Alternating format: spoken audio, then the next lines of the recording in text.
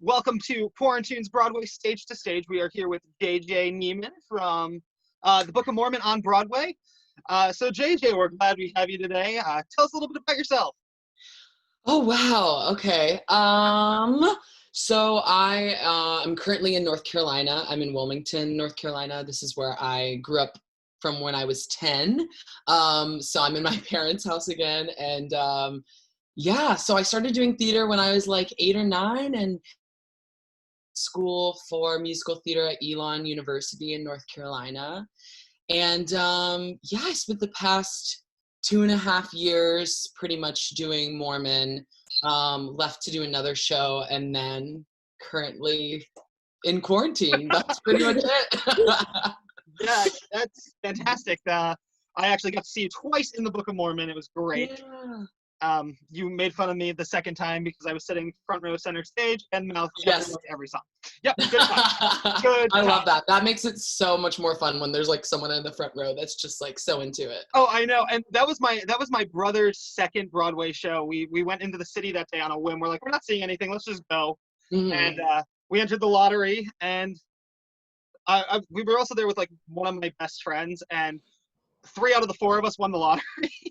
That's amazing. So it was a fun time, and I thought my brother was gonna take me in because his name was like the first one in our group to get called. He's like, Carissa, I'm gonna take you instead of Zach. I'm like, great, no, I'm not gonna get to see Book of Mormon. Oh. But then, Well, it sucks because they also got rid of that lottery. Now they only do it online. No. It's really hard to win. I used to have like friends that were always just like in the front row and stuff, but yeah. So. Yeah. So which one of us wants to ask a question first? I think Ethan, you had one, right? Yeah. What's your favorite song in the Book of Mormon? Good question. Ooh, that is a really good question. I'll do one, like my favorite that I do and then that I'm not in. My favorite that I was in was Turn It Off because it's just like quintessential, like it's like the song. And the tap is really fun, and then that reveal is always very stressful. Well, and as a swing, the first time I did that in the show with the vest reveal, y'all know what I'm talking about, right? I don't think Megan does, right? Megan, you don't. So yeah, the first time I ever did that was I was like swung on, and I had never gotten to rehearse it in like real time, like in costume on stage. So you don't want to be that person that messes up and then everyone's like, ooh. So that number was stressful for a while getting into it, but it's really fun. And then I love Salt Lake City. I love that song so much. So, yeah. I got a new appreciation for Salt Lake City when I totally was a terrible role model moment, and I was driving in my car. And I realized how much I listened to the cast album in my room when the 7-year-old decided to start belting it. I'm like, where did you hear this? She's like, you listen to this all the time, and next you're going to play Man Up. And I'm like, oh, okay. Yeah, that's awesome. Yeah, personally, my favorite song in the entire show is Man Up. Yes. Kevin, which one of us have seen it? You've seen it more than I have, right? I've seen it 3 times. Yeah. Twice with you. And I oh my God, who was my first one? I don't remember my first one was Nick Rouleau. Nice. Nick was my first price. Who wants to go next? I'll go. So what would you say the audition process is like right out of college?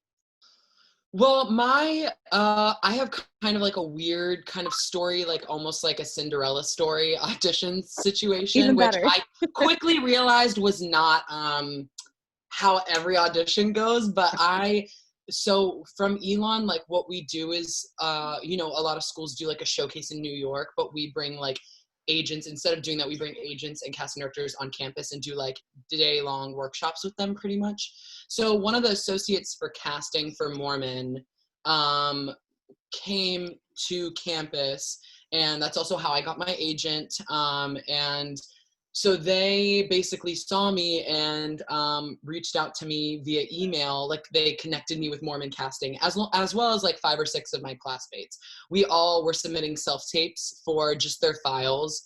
And then there was like a general kind of callback in New York City that happened to be a day after our graduation. So we all flew up to New York together and stayed at my friend's My friend's family lives in New York, and so we all stayed in his house or his apartment in New York, and then did the callback, and then got a final callback. I got a final callback for the next day, and then went through all of that, and that was with like the whole team and was filmed and everything. And I didn't know at the time, but they were looking for an immediate replacement for swing, and so I also had never swung. I didn't really know like what it was, but how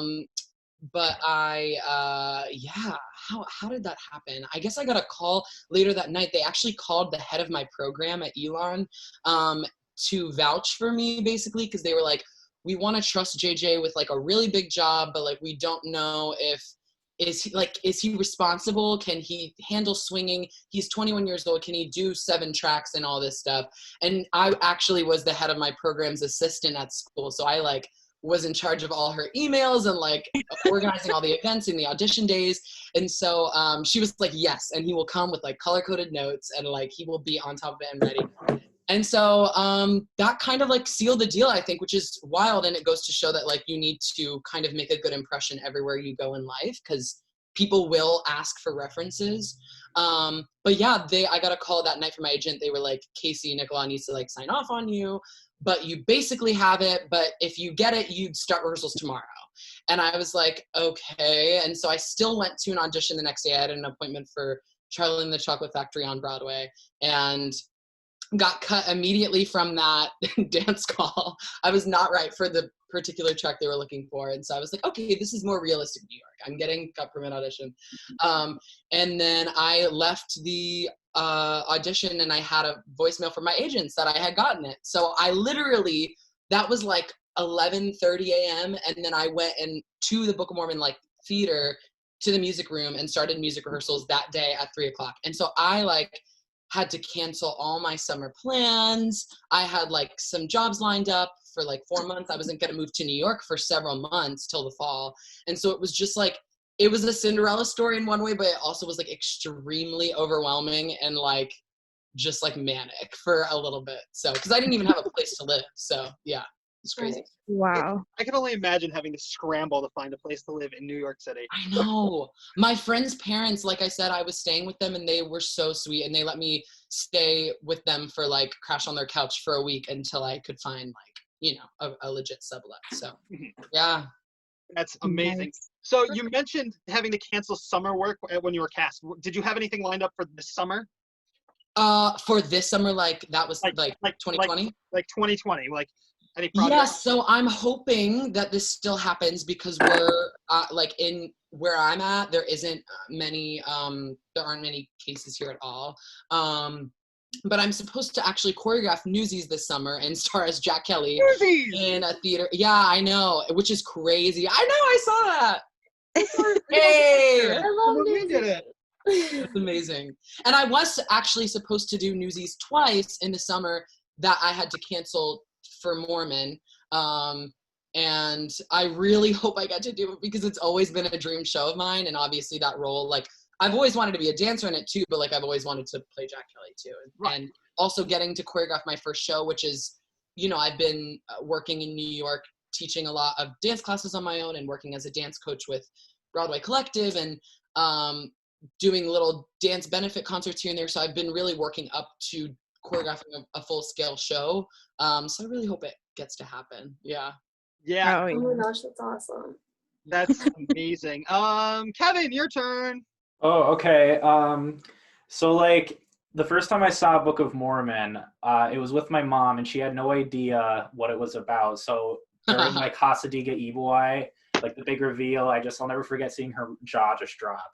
But I also saw people leave the show. Have you faced any like criticism for doing a show with like that much like, like a controversial show such as that? Right.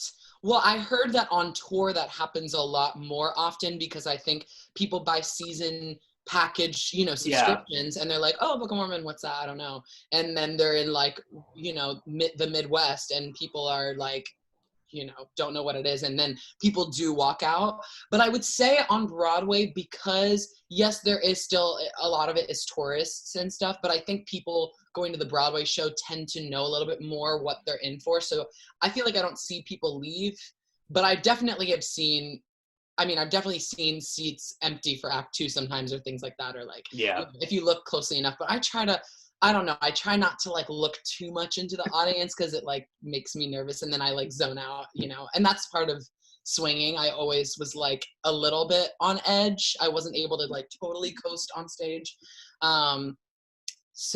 But yeah, I come from like a religious household, and luckily my parents had actually seen the show. When I got cast in the show, I had never seen it. And so that was really fun. My first day of rehearsal, I got to do standing room and see the show for the first time, and like knowing I was going to get to do that was like really, really cool. And I was like crying, but yeah, luckily my parents had seen it on tour like a year before. And so they were already like, you know what I mean? They were like up on it. They knew what they were in for. So yeah.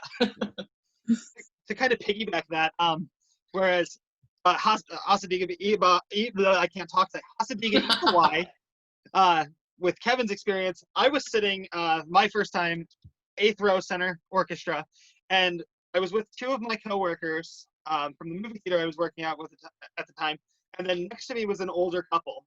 So I'm watching Act 1, and I'm watching the stage, but I'm watching them out of the corner of my eye, and they're like so stoic for like the first 40 minutes of the show. Mm-hmm. And I'm like, oh gosh, they don't like it. And they're just giving like the generic applause. But at the end of Man Up, like at the end of Act 1, this older lady who's sitting to my left is slapping me on the shoulder like, oh my God, are you loving this show? Because it's the funniest thing we've ever seen. Here I am thinking they're going to complain during the entire intermission, but no, it was amazing. That's awesome. Well, it's weird because we also sometimes get not so vocal audiences, and as actors, you're like backstage and you're like, whoo, like nobody is laughing. But then people at the stage door will be like, I was crying laughing. This is the funniest thing I've ever seen. And I'm like, really? Like, I couldn't hear y'all, but okay, work. But yeah, and that's the funny thing. Like, I will have like relatives and stuff come see the show, and oh my gosh, like the audience always this crazy and wild? And I was like, they were really quiet today, but okay, yeah, like, but like I think we hear also something different, and when you're in the audience, like you actually can hear, even if it's not like raucous laughter, it's like, yeah. Mm-hmm. Awesome. Diane, let's pivot quick. Let's swerve. Okay, wait, I have a question and then I'll swerve. So you said that being a swing, you weren't able to really coast on stage. Did you have any like pre-performance rituals? Like, did you listen to a certain soundtrack to hype you up? Was there anything you did to, prepare or just get really excited about the show? Yeah, not as much of a ritual as like kind of just a thing to check off my mental list, is that I would always, I made basically like, cheat sheet note cards, and I had everything color coded. So I had one stack that was all of the formations, and I had everyone as a certain color. So I could literally flip through and be like, they go from there to there to there to there. Like, so the worst feeling in the world is being on stage and just like freezing and being like, wait, so like, who am I about to be partner with? Who am I switching spots with? And like, thinking like, is my line next? And so, and there's definitely more challenging shows to swing. I think every show has its own set of, Book of Mormon is very mechanical in the way of like, all of the choreo is pretty much the same all the time. You're just like mirroring each other or things like that. But there's some shows, like I can't imagine swinging like Cats when you're swinging like 12 different people, and you're like, how do you even like know what they're all like? It's crazy. But yeah, I would always like go through my note cards, just because that put me at peace, and I would enjoy the show so much more knowing I've visually looked at this. And there have been times that I've been swung on with 15 minutes notice because someone, is stuck underground on a subway and like they couldn't, get to the theater. And so at that point, it's kind of like the show you're kind of just like really needing to just like focus, and you're like, this isn't gonna be a fun show, but we're gonna get through it. But yeah, I would do that, and I think always just like warming up. I love to play music and like put my headphones in and just like do like a physical warm up and stuff like that. And yeah, that's pretty much it. I mean, and also just like having your, you know, friendship and like social, like that's so important. And so like being able to like kiki with your dressing room mates and stuff is fun. So yeah. Yeah. Hey, I'm going right back to you because I think we all want to know about one thing that JJ does. Okay. So I saw your TikTok. Wait, which one? Which one? All of them. Ah! I saw your one of you singing Lost in the Wilderness. Amazing, by Which the we way. should sing for our Thank channel. you. And then I kind of like clicked on your name and I was kind of like scrolling. Uh-huh. They're funny. They really are. So is that like one of the things keeping you occupied during quarantine? Because I'm doing TikToks too. And Mhm. like, I get, my TikToks aren't as good as yours, but I get embarrassed because people like, I'm in college and people from like my college program will like start following me. And I'm like, oh no. Oh no. We Like, thought it was safe there. Yeah. I was like, I have 10 followers. How did you find me? It's not even like my first and last name. But do you like any specific like dance trends or anyone on TikTok? Like specifically? Yeah, well, I mean, the thing is, I got on TikTok being like, I actually downloaded it in like January or February when I was doing a show in Seattle, and I was a unicorn in the show, and so I was like, I need to do some dance in this unicorn outfit, so like that's why I downloaded TikTok, was to do that. I thought it would be funny. But yeah, I was one of the people who was like, I was a naysayer. I was like, we're not doing TikTok. Like that is for That's the how kids. I was. And yeah, I mean, I think we're all turning to different things during quarantine. I'm like, this is the only way I'm having any sort of like human connection and funny, you know what I mean? Like comedy. Yeah, I was like, I'm not doing TikTok. My sisters are like, and my one sister's a freshman in high school and my other sister's in middle school. I'm like, they do TikToks with their friends, Diane. You're too old to do TikTok. Mm-hmm.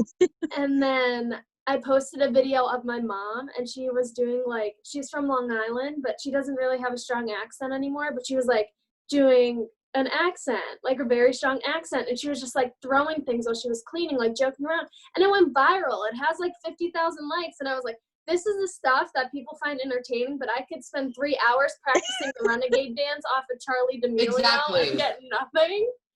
It's Some of those Exactly, moms are that's what I've extremely learned. funny. Yes. Yes. That's So what I've learned funny. is like the dances and stuff. I mean, like that's very cute and fun. Some of these kids are so talented on like also because like anybody can be on it and there's how many people in the world, you know what I mean? Yeah. But like some of these like dancers are like so crazy good, and I'm like, oh my god, as well as the singers. So I mean, I'm liking the trend that's like, you know, the duetting, and I like that the accompanist, like yesterday I was like, I just miss singing and I want to sing today, so I recorded that. I recorded another one that I'm gonna post today, and I was just like, that's fun to me. But like I'm really enjoying, like I realized that the theater community is very big on TikTok also because a lot of other Broadway people are joining it too. So that's kind of where I'm finding like my niche, and like that's where I feel like it's really fun to do like theater related like jokes and content. Yeah. I think singing for me personally is getting me through this quarantine, and like these callbacks, like usually you audition for a show, you go through your callbacks and you're like, okay, well, I get the results whenever. It's out of my mind. I have other things to do. Now I'm sitting here in quarantine and I'm like, what did I get? I'm like driving myself crazy. So TikTok is the only thing that is really like entertaining me. Yep. That's the truth. I know Diane has stopped me from pulling out of these callbacks like 15 times because I'm up not only for Heather's, but this theater company has a huge season plan for this summer, and I have callbacks for Nick and Nigel in Something Rotten. and Chad in All Shook Up, and I am stressing out because I've never not been able to work with my actual acting coach before. Mm. So, and she's like, I don't like want to bother her. So not being able to work with her is really, really discouraging right now. I'm one of those, like, I have to learn in-person people. It stinks. Mm-hmm. Wait, so what theater company is this? This is the Grove Theater in New Angola, PA. They're actually one of our partners with the project. And they're remaining optimistic. Like, Heather's is supposed to go up at the end of May. So the plan is to do all music rehearsals over Zoom, choreo tutorial videos, and then, 2 weeks blocking and then open. Wow. It's gonna be an experience, and I kind of want to have one of those rushed experiences, but at the same time I'm like, let's just get it over so we know we can get back on stage. So anyone have anything else before I just talk? I have What would another you say to? Oh, go ahead. Ethan first. Okay. What would you say is your favorite part about being in the Book of Mormon? My favorite part. That's a good question. There's so many like positive things about my experience. I definitely feel like the community and like social, like I feel like that was separating the show and like the people, basically, like that was a really, really special thing, and getting to have some best friends in the city, like that I get to do the show with, like was really, really fun, and to get to like kiki with after the show, or go get a drink, or go watch a movie at someone's place, or do a game night, like that was really fun, and our cast really does do a good job of hanging out a lot. And then I would say in terms of the show, I think just like getting to bring joy and like laughter, and like sometimes it seems so silly and you're like, am I like making the world a better place by doing this? And like, I really do believe yes. And like, I think, having people come to the stage door and just like, say that they were like crying, laughing, and it just like brought them so much joy. I think that that's like the best thing we can do as actors, is like bring joy and then also make people think. And I think that's part of the like beauty of Book of Mormon, is that like it's so poignant because it literally makes fun of everybody, but it calls out so many things and types of racism and like, religious oppression and all sorts of different things, but like in a really funny way that people leave, I think, not realizing that they've learned a lot, but they probably have, So I think it's really cool. Yeah. All right, Megan. Just what would some advice be from you being a really good dancer to somebody who is either not so good or just beginning? Yeah, I would say like I coach a lot of people in like with Broadway Collective of all different levels, and then also like when I teach my dance classes in the city, I call them jazzing with JJ, lol. But I encourage people of all levels to come, and people get so intimidated because I also end up doing like filming it because I want content for dance reels and choreography reels and stuff like that. But people get really intimidated by that and think that they have to be filmed or think that they have to be. What is that? Was that dog? I'm sorry. You're fine. You're fine. I have 3, and they're tiny, and their barks are like piercing. Tucker, I love him, Diane. But yeah, so I would say don't put limits on yourself, and don't say, no, I'm not going to go to that. No, I'm not, like, I'm not good enough to go to that dance call, or good enough to go to that dance class, because I think challenging yourself is always good. I think people always can read you and know what level you're at, and not like, does that make sense? Like, you don't have to like you have to be at a certain level, because certain people are going to book jobs because of their type and their singing and their acting, and then their dancing is going to be a supplement to that. But a lot of people you have to be realistic. Like, I'm not going to book this job because I'm a dancer. So like, how can I market myself in a good light, but still challenge myself? And I feel like at school, what taught me better than anything else was to like really sell it, because people who have dancer face and like are so like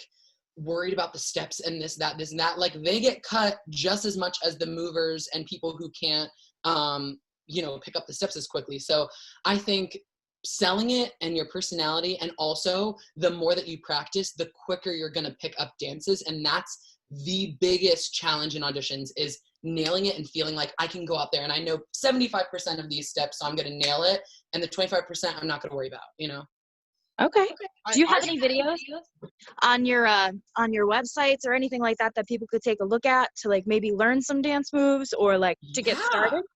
Well, yeah, I mean, I have, I work with Broadway Collective. That's its own kind of thing. That's like, mostly high schoolers and middle schoolers. But all of my choreography is on my website, jjniemann.com, and there's a choreography tab. It might be a little difficult to learn choreo through all of that, but that's a really good idea. And I feel like that would be something, like a really fun thing for me to do during this time, would to be do some instructional videos and stuff. So thank you for that idea. I would definitely check it out. Me too. Because I personally remember going to my Newsies audition, because I'm not a dancer, and I cried. I've worked with that choreographer like 15 times, and she looked at me and she goes, "We're gonna get through this." And she does like an ABC rating system. And she goes, "You're like a B+." And I'm like, "Okay, cool. You're lying to me, Tina. You don't want me to feel bad." And then by the end of the process, like, I learned if you just keep at it, you can do that handstand and seize the day. You can do the paper dance. So yeah, keeping at it is just huge. Great advice. I wish I had 10 years ago. Ethan, do you have anything else? No, that's you are keen on this 2 questions and done. Yeah, pretty much. So I didn't ask anyone to pick on anyone today. So we like to do this thing with song lyrics, and you have to identify what show it's from. Oh no, I'm gonna be so bad at Diane, this. Diane, I didn't get a chance to warn you, and it's a tradition of mine to just pick on Kevin. It's a tradition of mine to pick on Kevin. Oh God, me? I want in. Just pick on me and Kevin. Okay. I gotta pick. It'll be like a game. We need content, Zach. We need content. You're right. I put Diane in charge of all of our socials last night. So fine, even though this is going to be even harder because there's only 5 songs. All right, so 5 wrong answers. Here we go. All right. Okay. So the way it works is I read the song lyrics, I don't sing them, and you try to identify what show those lyrics are from. Song number 1. Why can't he see? I've worn my good shoes and I've got my tie on. Is it like How to Succeed in Business? No. Is that no? I heard like put your tie on, so I was like. Diane? No Google. I'm not. Hands up. No. Just no. All right. No answer. Nothing? Pass. That is from the reprise of Bikini Bottom Bay in SpongeBob. I was gonna say that. I literally had SpongeBob in my head, and I was like, it's definitely not SpongeBob. Ethan definitely did right. that one. I saw his eyes light up there. So, our track record with this is when we did this with Ruby, she beat Ethan 4-1. When we did this with Anthony, he beat me 4-1. So you gotta keep it alive. Gotta keep it alive. All right. Song number 2. I didn't write down what show this one was from, so I had to make sure I knew it in my head. Your white dress sparks